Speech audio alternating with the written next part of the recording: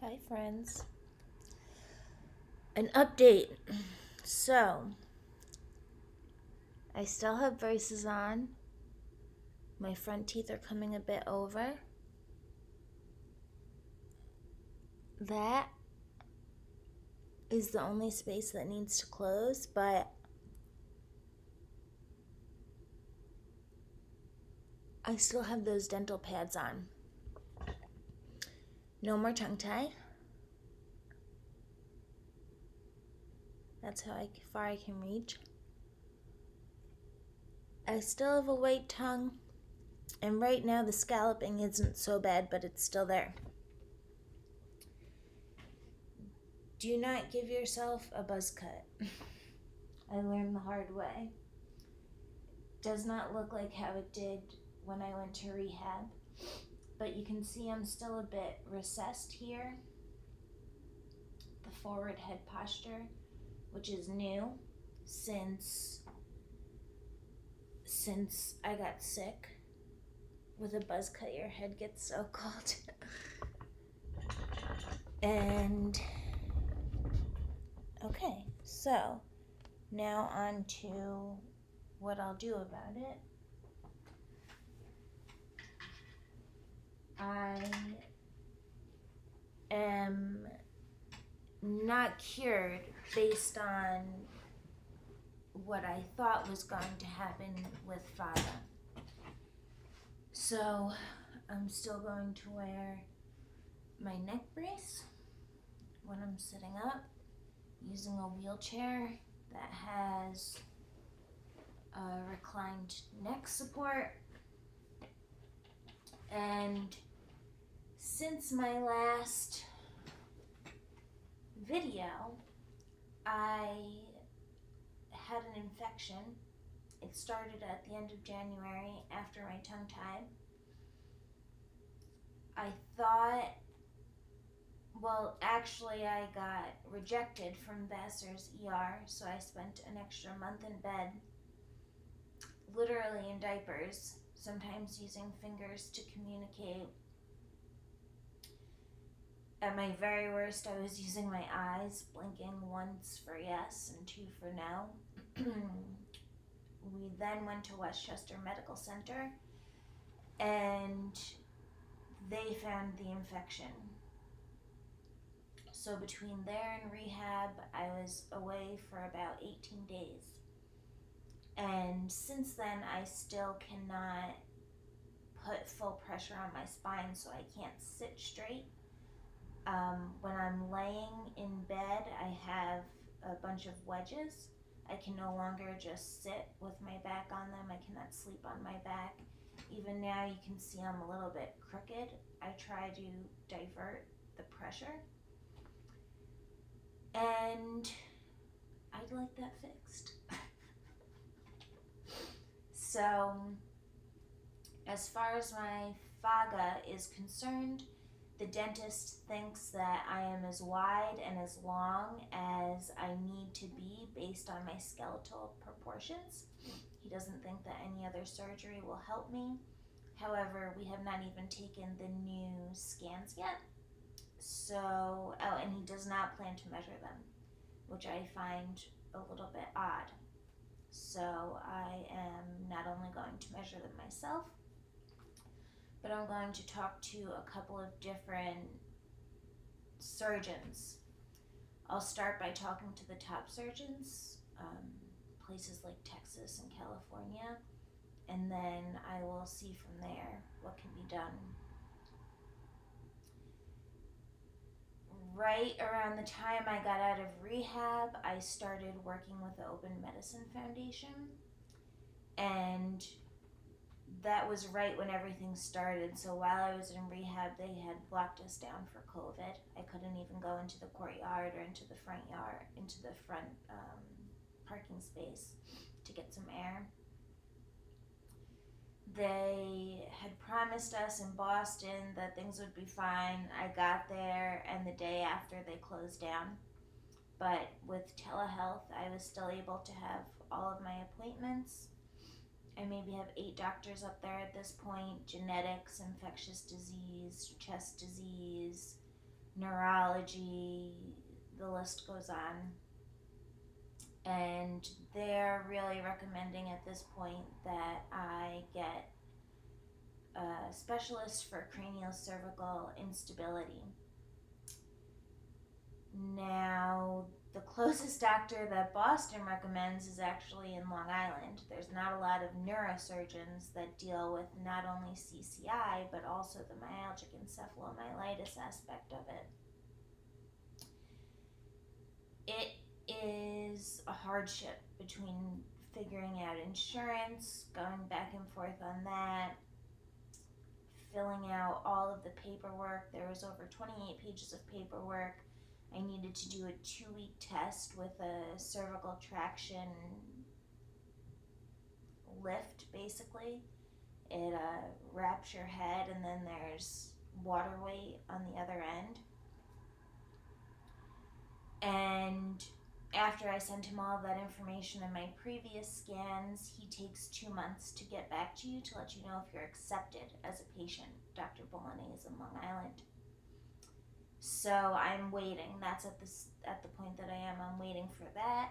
I'm waiting for my braces to come off so that we can get the new CBCT scan, cone beam CT scan. And at the end of this month, I will be traveling back up to Harvard, although not with the Open Medicine Foundation. They have one of the best sleep clinics up there at Beth Israel under someone called Dr. Thomas. A lot of good research is coming out of there. Make sure that you understand if the lab is doing a 3% or a 4% marking, and also that they measure RERAs. I think that's a big lesson that I've learned, is that not all testing locations are created equal. It makes a big difference in terms of your treatment.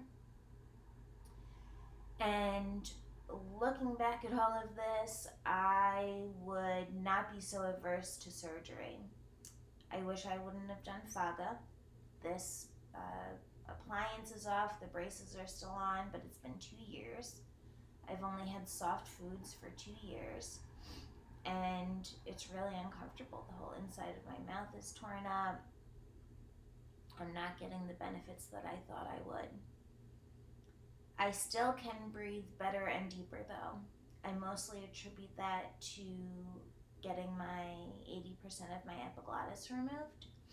And I really feel that that's made a difference in my ability to recover. Like, for example, the dentist is not handicap accessible. So normally if I leave the house and go somewhere, I'm in this wheelchair. Not so much otherwise, but that's not an option there. So I need these sort of crutches, and my pain and inability to move after that has greatly decreased in the last 2 years. So that's good news overall. I'm grateful for that. It's a little bit debatable. So my last resort now is looking into double jaw surgery, or MMA, which is going to take my face this way and elongate my airway. It's a little bit unclear if that would have resolved my epiglottis issue from the beginning. But in my situation, with everything that was going on and how bad it got, I don't think I would have been able to wait either way. Basically what it comes down to is FAGA is a tooth-borne expander. There's a bunch of other products like that on the market. And something like MSE, a maxillary skeletal expansion, or the double jaw surgery, that's your actual bone-borne. So it's changing the bones. And we'll see. I need to wait, I need to have patience, I need to do research, and from there we will come up with a treatment plan. We're sort of at last resorts with these 2 types of surgeries. Otherwise, I will just be working with OMF sort of as a lab rat. They have different lines of pills that they can throw at you. But of course, if there's a root issue to be fixed, that's what I want to be done. I still have a lot of faith that I'll be able to get better somehow. Even though I've misstepped and chosen some of the wrong treatments, it still feels like everything is unfolding with the necessary support. So after I got over the infection and was able to come home from the hospital and rehab in 2020, I was told I could no longer go back to the place that I was living. It seemed really overwhelming and it was really hard to figure out what to do, but in the end, I'm in my own place for the first time since I got sick in 2016 and could no longer handle things on my own, thought I needed to move home to get better. So that is a really big step for me. And it brings a lot of peace being in my own space. Nothing's perfect. I'm not used to being close to the road. I like to have my privacy and the lack of sound that comes along with it, but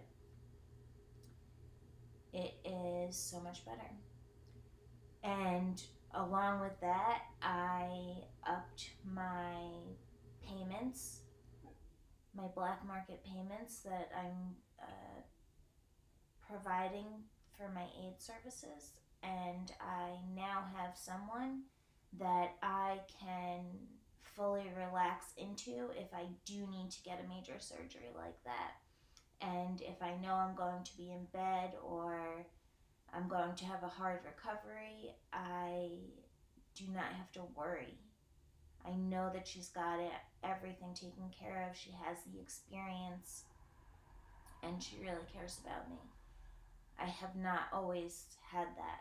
So again, it's things sort of lining up as I need them. I have started seeing a counselor also through Jewish Family Services, basically like a social worker. It's not extremely helpful. It's basically someone asking you a bunch of questions about what you're doing week over week, how you're handling things. But I like that it is documented. And I also got a scholarship to this program, also dealing with Harvard, the stress management and resiliency training, mind-body training from the Benson Henry Institute. And what it reminds me of is the place that I was at when I first joined Saraswati's in Norwalk, when I was first introducing myself to a deeper level of meditation, a deeper level of yoga beyond just the physical benefits. And again, it's not ideal for someone like me because it's at 5:30 at night for 2 hours on a Zoom call. I need to have extra lights on, which diminishes my ability to think straight. And there's about 10 other people on the call, so they're working at normal paces. I sound one way just speaking to a computer, but when I need to process information and then respond to it, I have a much harder time, so I wind up not really getting a word in edgewise. But that's okay. I like the idea of sort of taking someone else's methods, although they're similar, and just switching it up a little bit, I guess. Being accountable in a different way, not just to myself. And what else do I have to tell you? I'm still doing all of my ceremonies and rituals. I am still at peace, if not maybe more at peace with what's going on and how I need to be handling it. I just have a lot of faith in what's going on. You can see my ego is tamed. My ego is tamed. Oh, I dropped my little. Damn it. I cannot remember what they're called, but I'm still able to do crafts, and you would take a piece of paper, make sure that it was a perfect square, and then use sort of origami folds to be able to move it like this.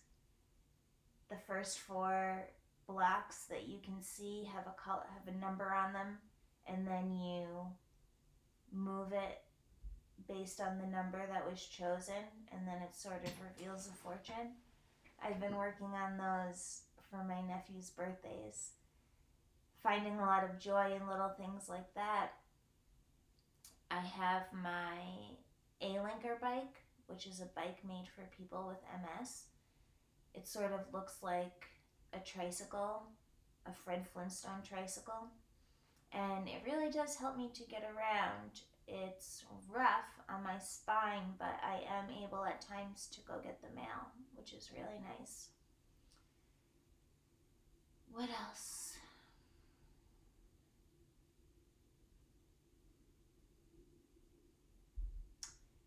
I would like to point out that soft tissue surgery sometimes relapses.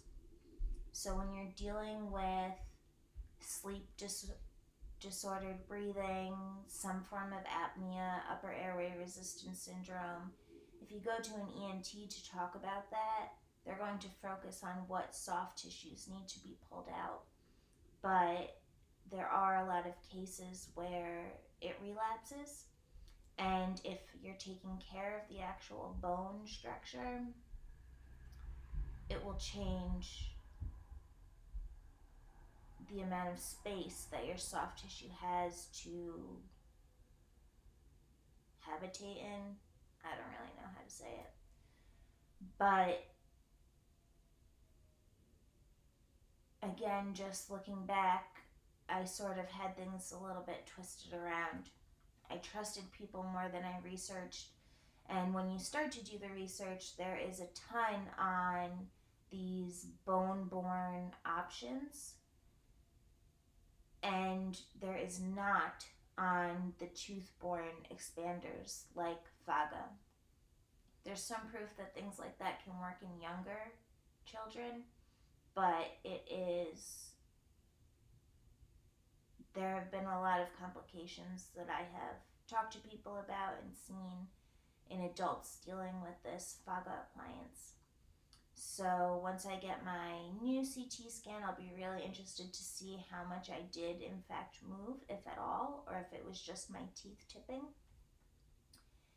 And I have pretty much kept up with the myofunctional urology, the myofunctional therapy, but I don't think that it can solve anything. I think it's just supplementary. And of course, when you're trying to change the structure of your face, working out those muscles, it makes sense that it helps, even though there's not published, proven research on it. I think I can feel a difference, especially with my tongue. And mouth breathing. I'm no longer a mouth breather. However, my tongue still feels way too big for my mouth. I think that's one of the hardest things, trying to keep my tongue in the proper spot on my upper palate, but it doesn't really work. So let's see, my forgetful mind. I tried to write down a couple of things. Oh, this is also another little project that I've been working on. So some of you know I have been working with Richard Rahn on an archival project. He's an economist, was big during the Reagan era, worked for the president. He now publishes weekly in the Washington Times, and we've archived his printed publications, which are plentiful.